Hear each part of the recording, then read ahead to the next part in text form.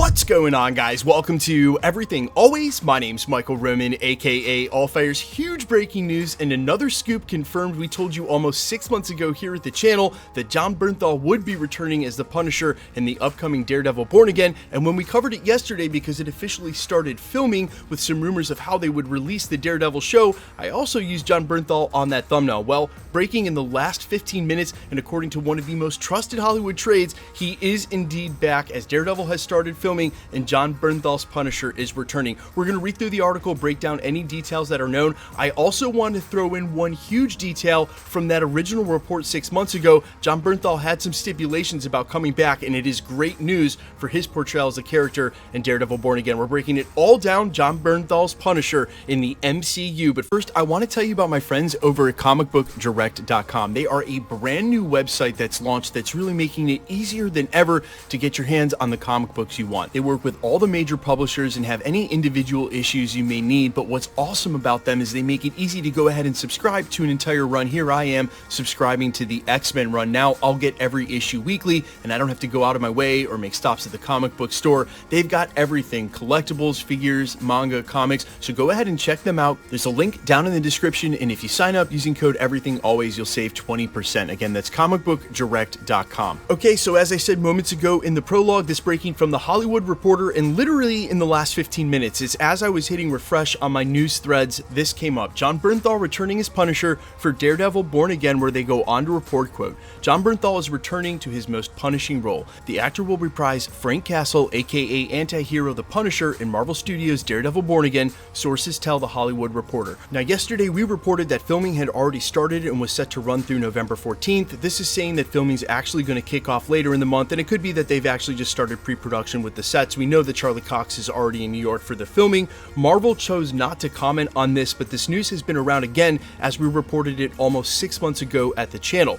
Now, the stipulation that I mentioned during the prologue of this video means very awesome things for the upcoming series, because Jon Bernthal was pretty emphatic when he has answered this both publicly on the record at Comic-Cons, but also when he's been doing one-on-ones and even talking with fans, that he wasn't going to come back to the role unless they kept the intrinsic part that he brought to the role as part of the character, meaning the hardcore edge, meaning he was not okay with them watering down the character in any way. We've been talking about the fact that we've heard that the tone of the show may be slightly lighter than what we saw on Netflix, and that was expected, but they would still look to keep it as dark as possible. Now, with this announcement of Jon Bernthal's Punisher, well, let's put it this way. If you somehow are watching this video but have not yet watched the Punisher Netflix series with Jon Bernthal, you should, because it's great, but it's also some of the most hardcore, violent television I have ever seen, especially from Marvel, and it's something I've been desperate for them to implement into the genre. Look, we know we're getting the first rated R film in Deadpool, but even Deadpool is not the serious hardcore tone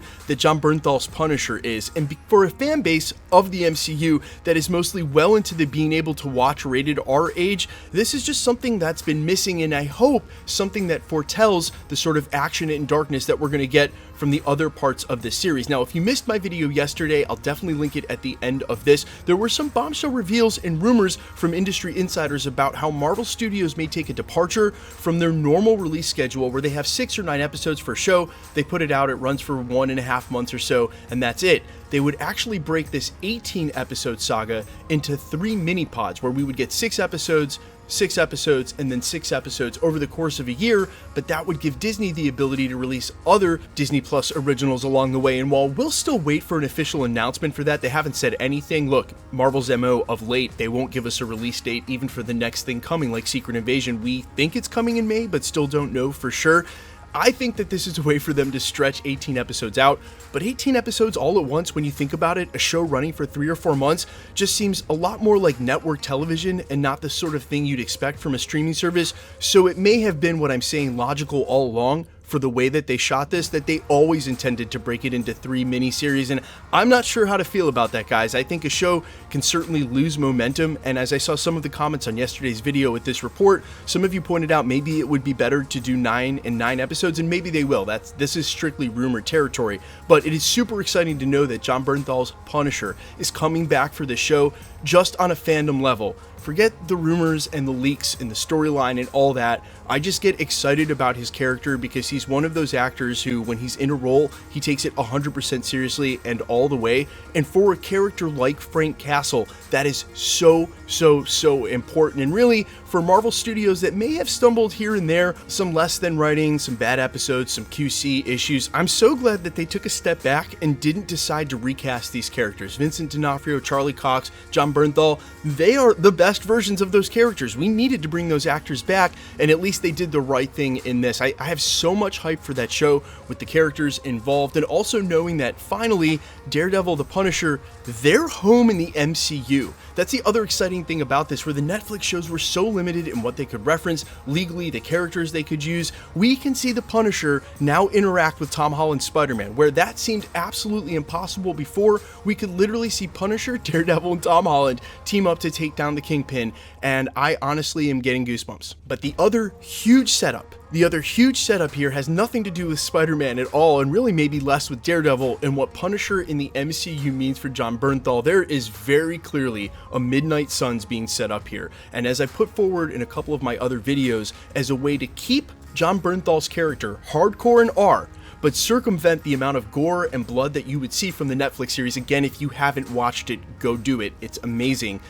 You just make it supernatural. It's much easier to have him mowing through monsters, going through clip after clip into monsters or ghouls or supernatural and not other human beings, and a way for them to circumvent the R blood rating and everything else. And I expect that starting with Blade, we're going to be ramping up towards a Midnight Suns team up. And for a film or a series that you maybe expected during the Multiverse Saga, they can take their time with this. They're in no rush to bring the Midnight Suns to the foreground, but it really started with Werewolf by Night, setting up Elsa Bloodstone for that team. And when I had a chance to actually interview her surrounding that Disney Plus release, Laura Donnelly straight up said that if she had her way, even though she would not confirm it all coming back for any projects, she would definitely be interested in the Midnight Suns because the supernatural is always something that has been in her heart and something that she loves to do on screen. So that's where she wants to go with Elsa Bloodstone. Add Blade, add Jon Bernthal's Punisher, the Midnight Suns are right here. Guys, what an awesome time to be a Marvel fan. Seriously, I am so hyped for this, and for characters and projects that have had so little to do with anything we've watched in the MCU.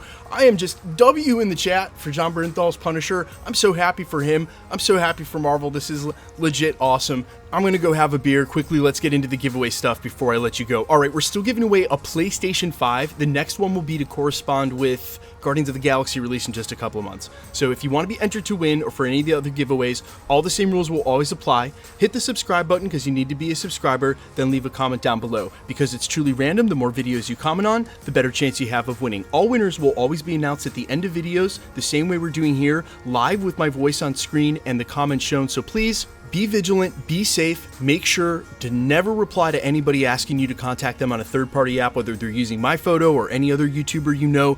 No YouTuber will ever ask you to do that. No YouTuber ever asks you to pay for shipping. Just be vigilant, be safe. Please report those comments. You're doing a service to me and the community. My name is Michael Roman. You can find me in a couple of places, Instagram and Twitter at I'mFires. You can also find me on Spotify, YouTube, Amazon, Apple, iTunes, wherever you listen to original music under the name All Fires. And while I sincerely appreciate you checking my music out, thanks for checking this channel out. Stick around. We'll be posting again real soon.